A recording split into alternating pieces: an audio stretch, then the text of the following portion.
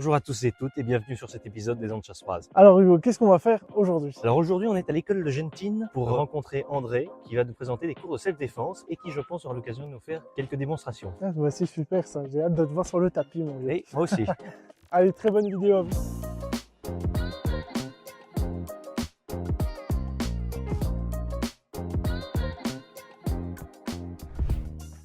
Bonjour André, comment ça va? Très bien, Nolan, très bien. On a fait un super cours ce matin, un super stage, pardon. Des dames qui en voulaient vraiment, très courageuses, respectueuses. C'est exactement ce qu'il faut pour un bon stage. Il y a de l'air. Super, et qu'est-ce que tu peux nous dire par rapport de ce stage? Mais je crois que les dames étaient très contentes, c'est ce qu'on espère toujours. Mais c'est ce qu'elles ont quand même dit à la fin. Malgré les techniques simples et quelquefois un peu plus compliquées, mais elles s'en sont très très bien débrouillées. Donc tout s'est admirablement bien passé. Et il n'y a pas eu de blessures, rien du. Ça c'est pas mal non plus. Est-ce que tu pourrais nous expliquer un peu en quoi consiste du coup ce stage? Qu'est-ce que vous avez fait en fait? Alors ce stage est évidemment fait pour donner envie aux gens de venir nous rejoindre, nous essayer dans le club prochainement. Mais tout dépend évidemment du timing des gens, de leur vie professionnelle, vie privée, etc. Mais bon, c'est également une partie du stage. On aimerait bien ça, mais c'est pas toujours évident. Par contre, ce qu'ils viennent apprendre ici, ce sont des techniques de première nécessité, je vais dire, en cas d'agression, agression violente. Je ne parle pas d'agression verbale, c'est autre chose. Donc ici, nous montrons des techniques, je vais qualifier ces techniques de non violentes, et ce sont toutes des techniques de défense. C'est de la self-défense, il n'y a aucune technique d'attaque, on se défend. Et tout cela compte tenu de la légitime défense qu'elles ont appris à connaître. Elles savent donc ce que signifient les 5 points d'état de légitime défense.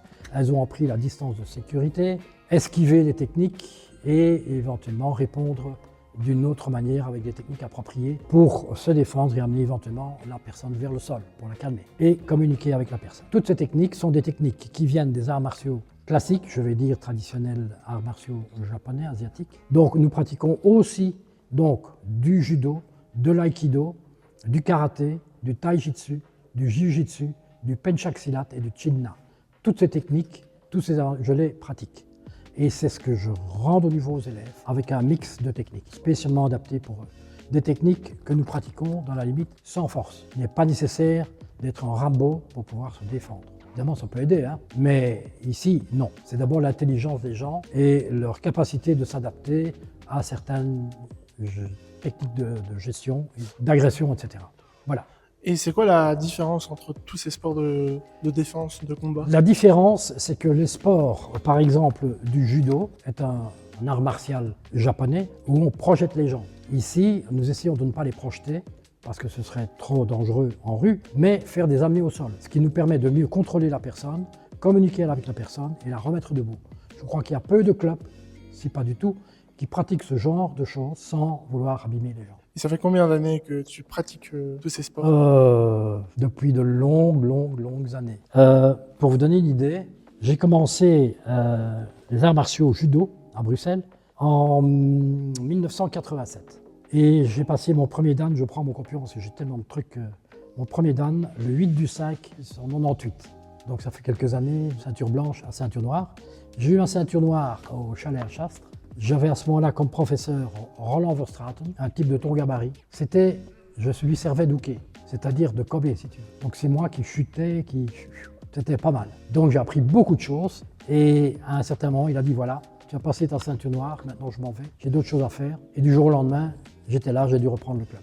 Dans ce club, il y avait à peu près 60 enfants et une quarantaine d'ados adultes. C'était un beau club avec lequel on a fait beaucoup de compétitions, même à Compiègne, même vers la Hollande, le début de l'Allemagne aussi, on a été donc en déplacement, pratiquer des compétitions de judo au niveau international. Il faut savoir que moi je ne suis que technique, je ne montre que la technique, je ne fais pas du judo pour se bagarrer, ça n'a plus rien à voir, c'est la technique. Et effectivement, nous avons eu pas mal de podiums avec les élèves qui étaient présents à cette époque-là, aussi bien filles que garçons. Et quand les gens nous voyaient arriver avec notre mascotte, la mascotte était une poupée grenouille, donc ils les voyaient de loin, ils disaient déjà « aïe, aïe, aïe, chasse arrive ». Eh oui, nous avions ce plaisir, cette joie, aussi bien les enfants que les ados adultes, de dire « c'est un bon club, c'est une belle équipe ». Voilà, et on a eu pas mal de trophées. Maintenant ces trophées, on en remplissait une armoire et puis puis voilà. Et de là, à un certain moment, j'ai repris donc le cours de judo, où j'ai eu plusieurs maîtres aussi. Tout ça, j'ai inscrit ici, parce que j'en ai eu quelques-uns quand même. Je fais partie également de la fédération, nous faisons partie de la fédération des arts martiaux des ceintures noires de Belgique. Et je fais moi également partie de la Dai Nippon Butokokai, qui est la première fédération internationale mondiale d'arts martiaux japonais. C'est très difficile d'y rentrer, mais pour y arriver, il faut vraiment montrer patte blanche. Donc j'ai eu à montrer tout ce que nous pratiquons ici. Ben à la fin, un des maîtres principaux d'Aïkido, Pierre Chalman, m'a dit « Tu nous as bluffé, c'est pas normal. » Tant mieux, je dis, c'est pour les élèves que je fais ça. Donc voilà. Il faut aussi savoir que ici, le professeur, le sensei, ben, il donne cours bénévolement depuis 1987. J'aurais déjà pu être riche, peut-être. Mais j'ai une richesse de cœur, surtout avec les schtroumpfs qui sont là et les schtroumpfs. Ça m'intéresse. Alors, quand on donne des stages, j'aurais aimé qu'il y ait au moins 50, 100 femmes ici. Avec tout ce qu'on entend à la radio, à la TV, toutes les agressions, c'est pas normal. Parce que ici, on apprend vraiment à se défendre.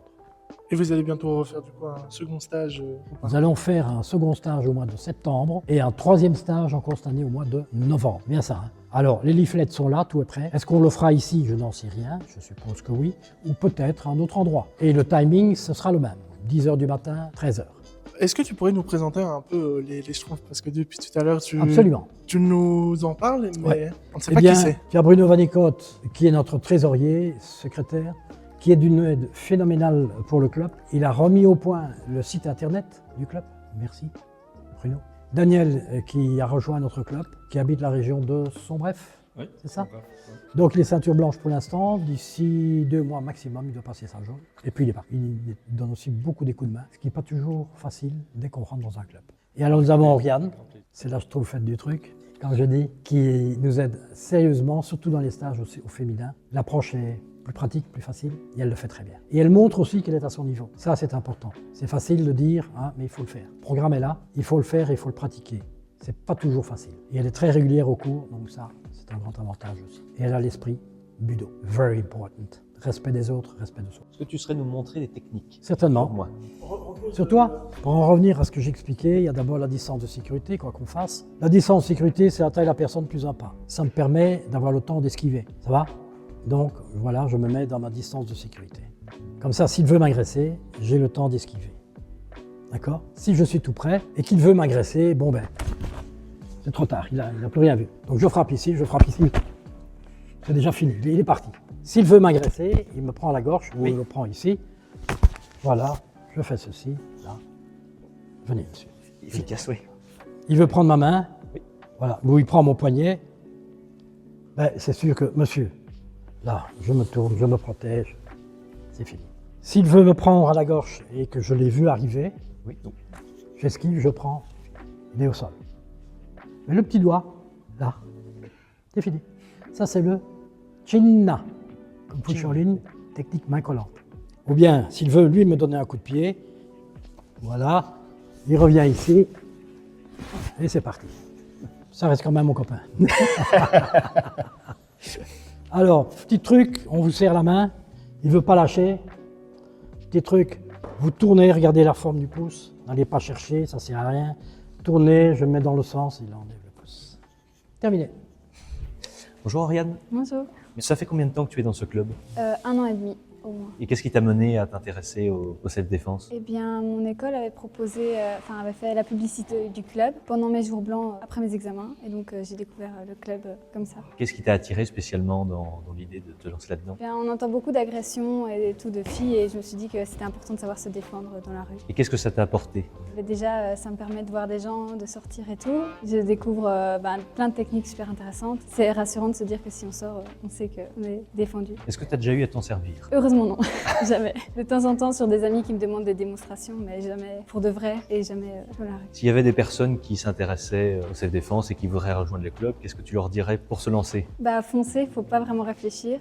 Ici, on peut même venir une fois pour découvrir un peu, donc juste essayer et voir si ça vous convient. Il n'y a pas à réfléchir, c'est une chouette activité. Merci beaucoup.